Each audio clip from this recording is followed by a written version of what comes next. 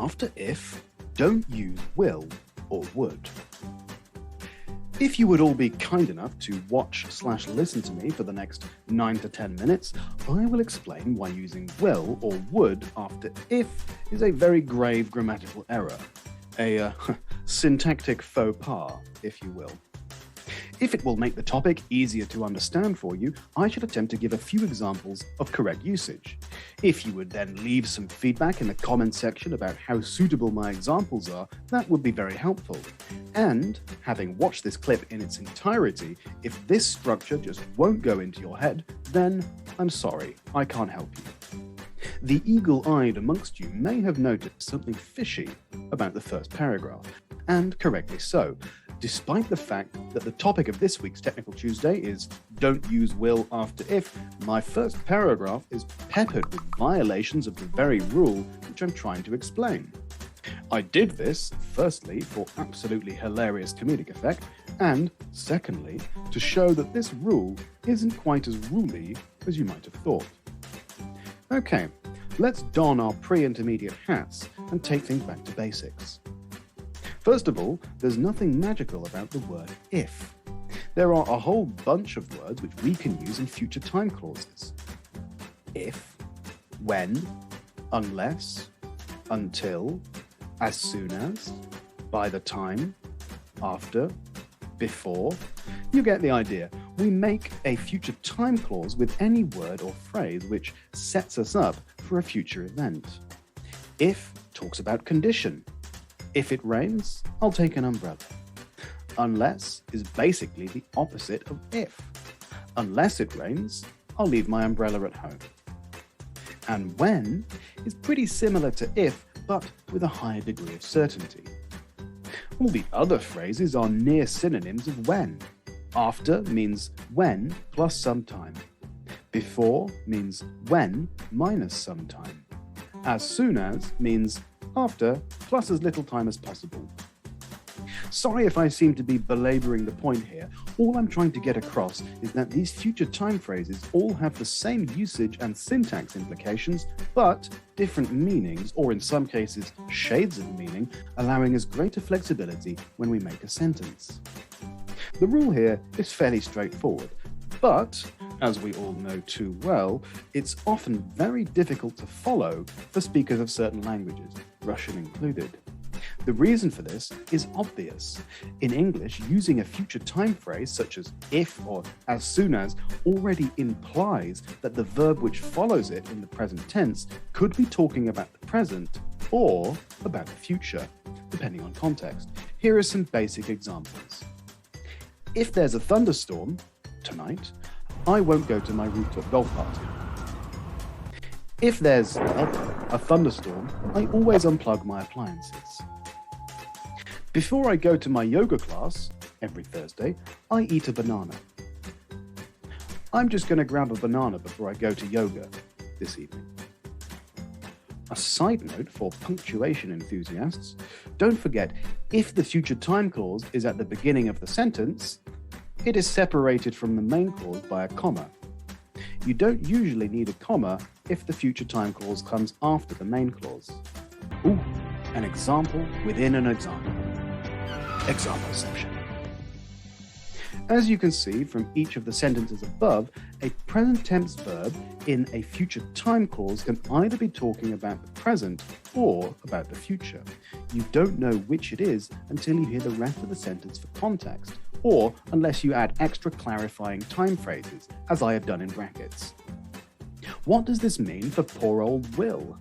Since a present tense verb in a future time clause already carries the implication of either presentness or futureness, there is really no need to add will. Doing so, in fact, would result in a case of oily oil, as the Russians put it. If there will be a thunderstorm tonight. Before I will go to yoga. It's tempting to say this, I know, but it's wrong. Or is it? Yes, in these particular examples, there's really no two ways about it. Using will is a syntactic error. Let's not forget, though, that will isn't exclusively used as an auxiliary verb in the future tense. No. In fact, will leads an exciting double life. By day, it's a regular modal auxiliary verb who wears glasses and works as a respectable businessman, but by night, it puts on a spandex costume, hops in the verbmobile, and becomes a pure modal verb. The verb we deserve, but not the one we need right now. Please ignore that last Batman reference. We do actually need modal verbs. They are hugely important. As a modal verb, will can have the meaning be willing, agree. Similarly, won't can have the meaning refuse to do something / not want to do something. My car won't start. My car doesn't want to start. My lazy dog won't get off his bed. My dog is refusing to get up. In this meaning, you can absolutely use will after if. If your car won't start, try charging the battery. If your dog won't obey you, you need to train him. We'll get the project finished on time if your team will lend a hand. Don't forget that would is also often used in constructions to make polite requests. If you would be kind enough to give an example, if you wouldn't mind waiting for just a second while I think of one. Another nice little phrase, which you might have noticed in the introductory paragraph, by the way, is if you will. You typically hear this at the end of a sentence or clause, and it means so to speak. So, what have we learned so far? When we have a future time clause, it's a grammatical error to use will. For example, I'll go to the party if Martin invites me, not if Martin will invite me.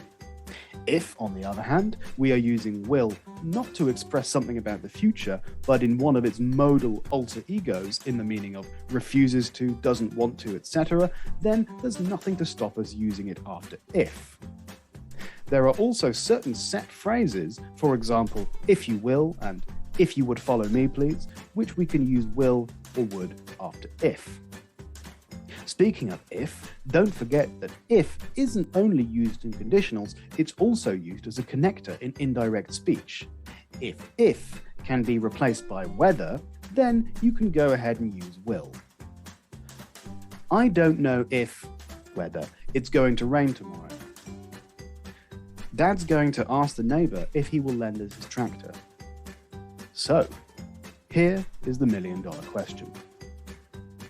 Are there any situations in which we can legitimately use will after if in a conditional sentence, talking about the future? If you answered yes, congratulations, you've won $1 million, payable in Campfire points. It's not super duper common, but you can sometimes see this.